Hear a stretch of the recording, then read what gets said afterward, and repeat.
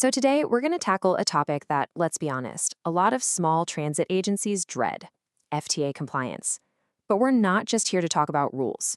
We're going to completely reframe how you look at them and show you how to turn compliance from this heavy burden into one of your greatest assets. I mean, really think about it. When you hear the words FTA compliance, does it just feel like this massive weight on your shoulders? Kind of like it's a rule book that was specifically designed to catch you making a mistake? If that sounds familiar, trust me, you are not alone. You know that feeling, right? That little pit in your stomach when you get the news that an auditor is coming? Yeah, that's a pretty common experience. For so many agencies, it feels less like a helpful review and more like you're about to be judged.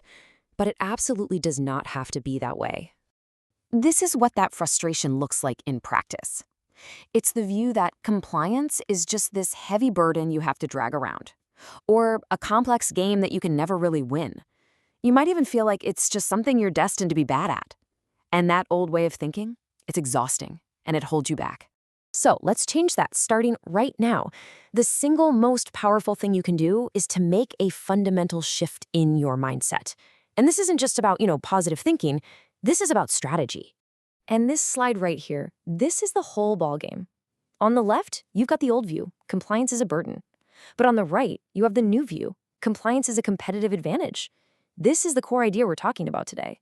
It's not something you have to do, it's something you can leverage. Okay, so I know what you're thinking. A competitive advantage? Really? How? Well, it all boils down to two critical things that every single successful agency runs on: funding and reputation. Let's break down what that really means.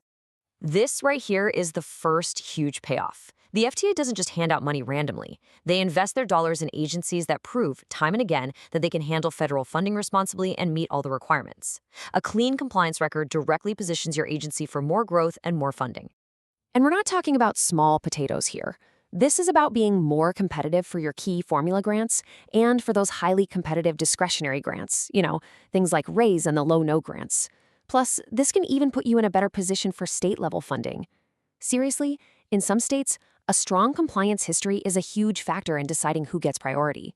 This isn't just about dodging penalties, it's about winning new resources. Now, money is obviously crucial, but it is not the whole story. Your reputation, the trust that you've built over time, is just as valuable, if not more so. A pattern of compliance findings slowly eats away at that trust, while a clean record builds it up year after year. I mean, think about all the people you need in your corner.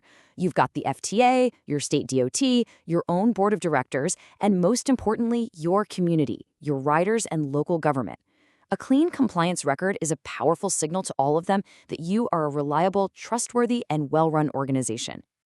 I absolutely love this quote because it's just so true. Every single action you take either builds up your reputational currency or it spends it. And you know what? Strong compliance is one of the best ways to build up a massive reserve of that trust. All right, so that's the why.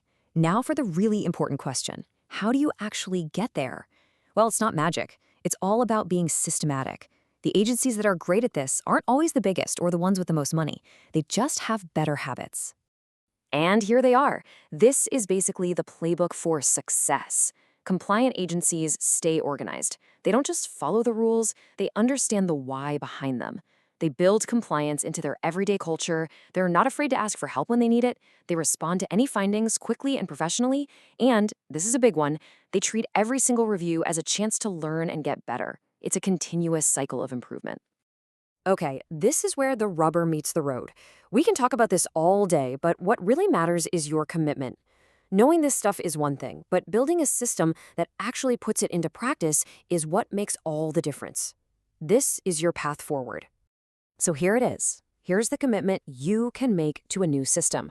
First, stop the last-minute scramble. Build a system that works year-round. Second, stay current and ask for help. You are not in this alone. And maybe most importantly, learn from any findings you get. See them as information, not as a personal failure. This is how you protect your agency, your riders, and your hard-earned reputation. And speaking of asking for help, there are so many fantastic resources out there.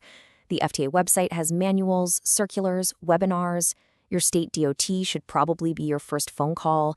And don't forget about professional associations like APTA and CTAA or your peer networks. Learn from people who've already solved the problems you're facing right now. So I'll leave you with this one last thought. Don't try to fix everything all at once. That's a recipe for getting overwhelmed. Just looking at this new approach, what is the one system? Maybe it's a new calendar, a simple document checklist, or even just a recurring meeting. What is the one thing you can start building this month to turn compliance from a burden into your biggest competitive advantage?